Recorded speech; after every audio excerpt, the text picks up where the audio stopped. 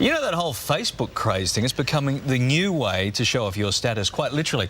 There's an option now where you can update friends and acquaintances on your every single move. So what do your status updates say about you? Here to take us through it all is psychologist Dr. Andrew Campbell. Good morning to you, Andrew. Good morning. Why is the Facebook status so important? Well, the one thing is it's a talking point. It's a hook to what's going on in my life today. So it's an update of, just like you see at the bottom of the screen for the news, what's going on, what can we talk about that is latest to involve all my friends and family in. What do people need to be careful of? Because there is that culture, I suppose, of putting everything out there. What do we need to be careful not to post on Facebook? I think we've got to really be careful about our privacy to some degree. We've got to sort of not put down certain things like where I am at a certain time. So our movements, our daily movements, saying I'm going away on a holiday today advertises to people, hey, my house is empty. Right. So you've got to be careful about those sorts of things. That's a really good point. Right, and it's stuff that kids necessarily... You'd like to think that adults would understand that, but kids probably don't understand Kids don't, and kids just tend to think it's a case of, hey, I'm excited. So they want to share that excitement. They don't think of the safety behind it. Okay. No, it's not all fun. I mean, there's a lot of people out there who post updates, for example, about being depressed. Exactly, and some that are doing that are looking for a little bit of attention, but that attention sometimes is actually quite good. You want to look at it in the sense of, hey, I want to talk about this. And this is something in psychology we want kids to do. We want them to talk about it. But sometimes you've got to look at who the support group is. So it's got to be very careful on who's in that group and who's going to help them. Meaning who's going to get that advice? Who's going to give them that advice? Who's going to give that advice? And, you know, sometimes it's great to have your friends supporting you, but sometimes it might be better to have an adult involved as well. Yeah. What are you and yours saying about airing your frustrations on Facebook and those?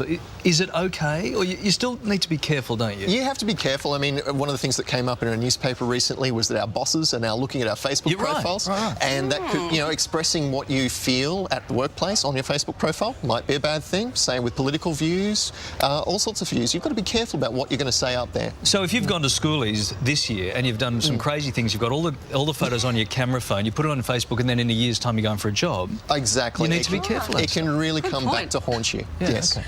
What about people who use this Facebook to brag? What does that say about them, their personalities? Well, a lot of these people are sort of saying, hey, I have an opinion on everything and you should listen to me because I'm an expert and I've had such a great time doing these things and aren't I lucky? It is a sort of a way of saying I'm popular, and that's a you know, a basis behind a lot of Facebook groups, especially when you see like I've got 300 friends. Yes. You know, and it's not 300 friends as such, it's just a social group. But it basically says that, you know, they're very confident in who they are. Bragging's a big thing on Facebook. On my Facebook page, I'm a 6'6" Swedish supermodel. What about the people who are constantly updating? What does this say about them? And we're talking about things that you can do now, like every hour, every 15 minutes of here, I'm on the bus, I'm off the bus, I'm at the beach. Who has time to do that? I've ordered a hamburger, the hamburger's arrived. That's a great point. It's delicious. One of the things we've seen in some studies is that it's more likely somebody aged between 12 and 25 that's going to update 6-7 times a day versus those over 25. And this is to do with a work-time balance issue, really. So really, it's exactly how you said it. And that's a whole other issue, isn't it? Because that's called addiction. It is. Well, addiction, obsession, same sort of thing. Yeah. All righty. Thank you very much for your time. No worries. I'd love to talk to you more, but I've got to get to my Facebook and let everybody know that this interview is finished. Absolutely. Thank you. Good to see you. Ahead on the morning show, the biggest celebrity comebacks of all time.